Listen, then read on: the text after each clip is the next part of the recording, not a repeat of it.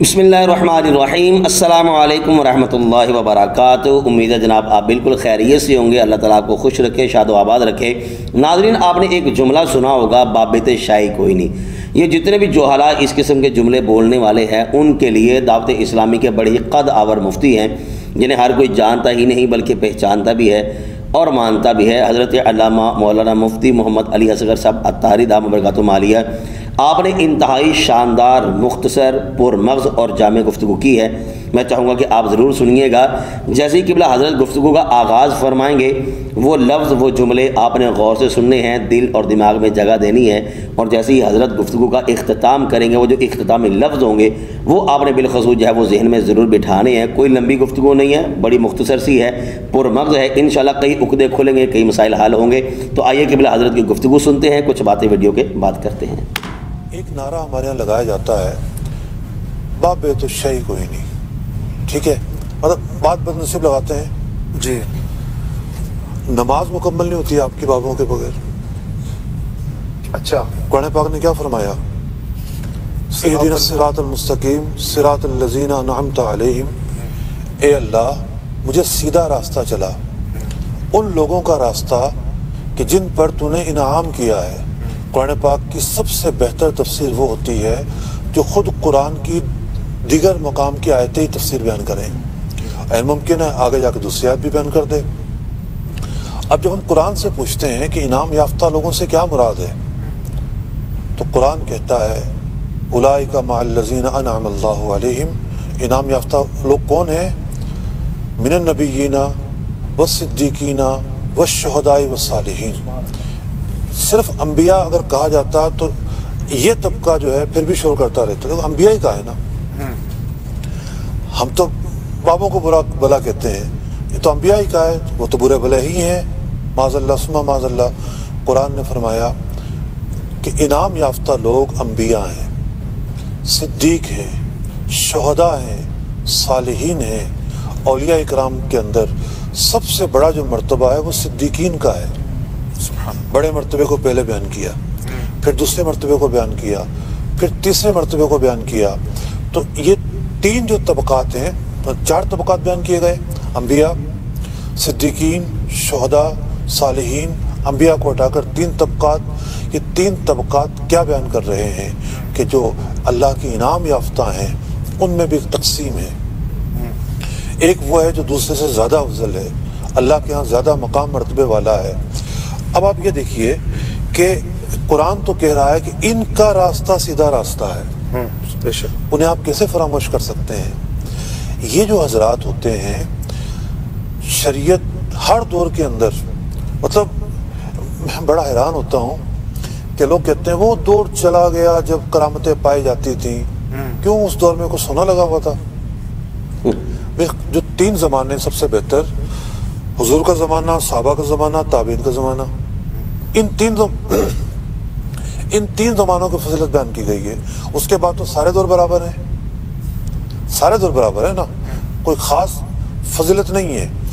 بات یہ ہے کہ یہ آپ کس بنیاد پر کہہ رہے ہیں کہ آج وہ اولیاء نہیں پائے جا سکتے جن میں کرامت نہ پائی جاتی ہو؟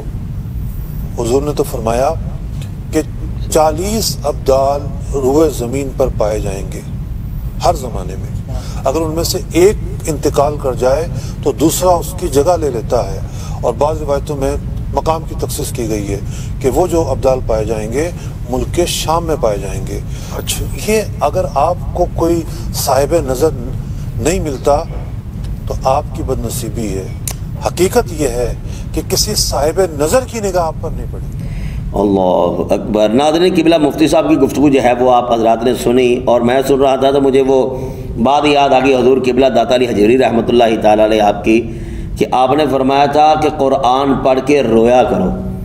تو کسی نے سوال کیا کہ حضرت اگر قرآن پڑھ کے رونا نہ آئے تو پھر کیا کیا جائے؟ فرمایا پھر رونے جیسا منہ بنایا کرو، رونے جیسی صورت بنا لیا کرو۔ تو جو سائل تھا اس نے بھی کمال کر دیا، اس نے کہا کہ حضرت اگر رونے جیسا منہ بھی نہ بنے تو پھر کیا کریں؟ تو دادا صاحب کا جواب سنیں گا، فرمایا پھر اپنے مقدروں پہ رویا کرو۔ اتنے پتھر دل ہو گئے، اتنے سیاہ دل ہو گئے کہ قرآن پڑھ کر تمہیں رونا نہیں آتا، پھر رونے جیسا منہ بھی نہیں بنا سکتے۔ یہی حال ہے مرزا انجینئر اور جتنے بھی اس کے فالورز ہیں کہ یہ اتنے سیاہ دل ہو چکے ہیں، شاید ان کی آنکھوں پر، دلوں پر، کانوں پر جو ہے وہ مہریں لگ چکی ہیں، پردے پڑ چکے ہیں۔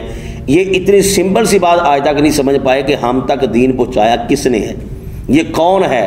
کوئی جادوگر ہے جس نے یکدم اتنی صدیوں سے دین چلتا ہوا ڈائریکٹ ہمارے سامنے لا کے کھڑا کر دیا؟ یہ علماء ہیں، یہ اولیاء ہیں۔ اور یقین کیجئے یہ جو قبلہ حضرت نے جملے آخری ارشاد فرمایا نا وہ بالکل صحیح ہے، کسی اللہ والے کے نظر ان پر پڑی نہیں ہے۔ یہ اتنے بد نصیب آدمی ہیں۔ حضرت مولا علی شیر خدا رضی اللہ تعالیٰ عنہ فرماتے ہیں کہ اللہ کریم کی رحمت برس رہی ہو، ایک بندے نے پیالہ سیدھا رکھا ہو، ایک بندے نے پیالہ الٹ رکھا ہو، بھرے گا اس کا جس کا پیالہ سیدھا ہوگا۔ جو الٹ پیالے والا ہے بعد میں کہے کہ میرا پیالہ نہیں بھرا، میرا پیالہ نہیں بھرا، بھائی تم نے اپنا پیالہ سیدھا کیا ہی نہیں۔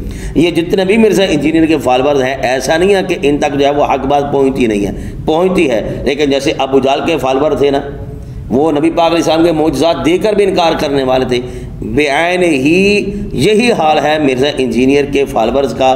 وہ حق کو جانتے ہوئے بھی مرزا انجینئر کے پیچھے لگے ہوئے ہیں۔ وجہ کیا ہے؟ دل سیاہ ہو چکے ہیں، دل مردہ ہو چکے ہیں، مردہ ضمیر ہو چکے ہیں، اور ان کو شرم بھی نہیں آتی۔ مرزا انجینئر کی اتنی بڑی بڑی خامیاں ہیں، اتنے بڑے بڑے اس بندے کا بلنڈر ہیں، علماء نے کوئی کمی نہیں چھوڑی۔ یقین کیجیے بچہ جانتا ہے مرزا انجینئر کی علمی حیثیت و اوقات کیا ہے، لیکن اس کے باوجود جو اس کو چاہنے والے ہیں، اس کے فالورز ہیں، اس کے ماننے والے ہیں، جو اسٹوڈنٹ بن کے بیٹھے ہوئے ہیں، ان کو قرآن و حدیث سمجھ میں نہیں آ رہا۔ وہ صرف سمجھتے ہیں کہ دین پتہ نہیں صرف بابوں کے ساتھ یہ اٹیچ ہے، ہم یہ کہہ دیں گے بابے تو شاید کوئی نہیں، پتہ نہیں ہم کھڑے ہو گئے، ہم سچے ہو گئے، ہم جو ہے وہ حق والے راستے پر چلے گئے۔ ایسی ویسی بالکل بات نہیں ہے۔ اتنی سی بات سوچ لیں، صدیوں سے جو دین چلتا آ رہا ہے وہ یکدم تو نہیں ہمارے تک پہنچ گیا، آخر کوئی نہ کوئی پہنچانے والا تو ہے نا۔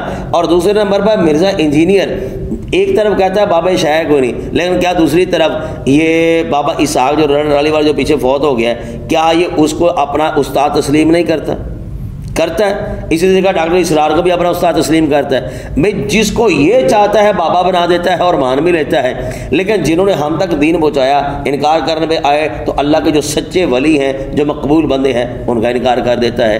اللہ تعالیٰ اس فتنے سے محفوظ رکھے ہماری نوجوان نسل کو، اور اللہ تعالیٰ ہمیں صراط مستقیم پر ہمیشہ گامزن رکھے۔